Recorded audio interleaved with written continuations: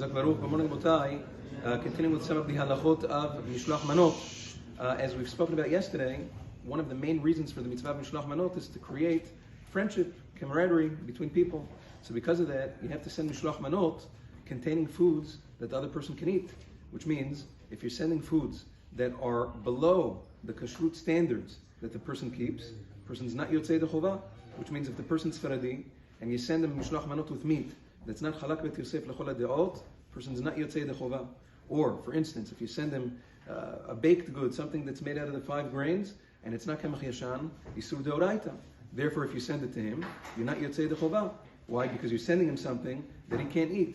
If you know that he keeps chalav Yisrael, and you send him something that's OUD, you're also not yotzei dechovah. It's like you're taunting him, you're laughing at him. What are you sending him? Things that he can't eat. You have to make sure that the kashrut of the foods and the beverages that you send for Mishloach Manot are to the highest standard, beyond reproach. If you know also, for whatever reason, let's say he doesn't eat a certain hechsher, whatever it is, a certain hashgacha he doesn't eat, and you send it to him, what are you doing? You're sending him something that he can't eat. No good.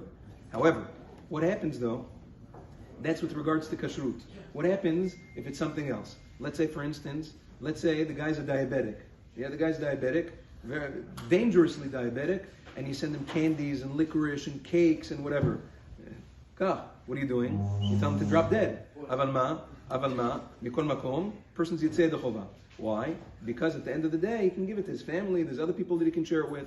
Kashrut is fine, the guy has an issue. Or, for instance, let's say now, you just saw the guy, he ate a Seudat Purim. Even if he ate it early, late, it doesn't matter. Now he's Besari. You come with the whole Mishloach Manot now, cereal, and forget about cereal, milk and dairy and whatever. He says, Purim Sameach, right? He's not going to be Chalavi until after Purim. Yatzai dechovah. Why? Because over there, the food is fine. He happens to be in a situation where he can't eat it right now, but that's going to pass.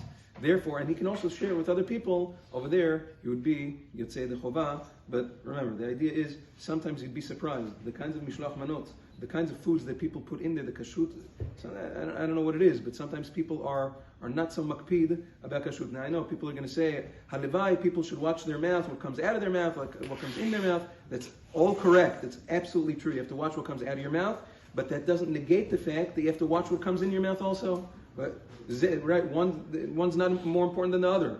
Now you have to be careful about both. Torah commands us about both, so a person's obligated to take this into consideration. Yom Tov.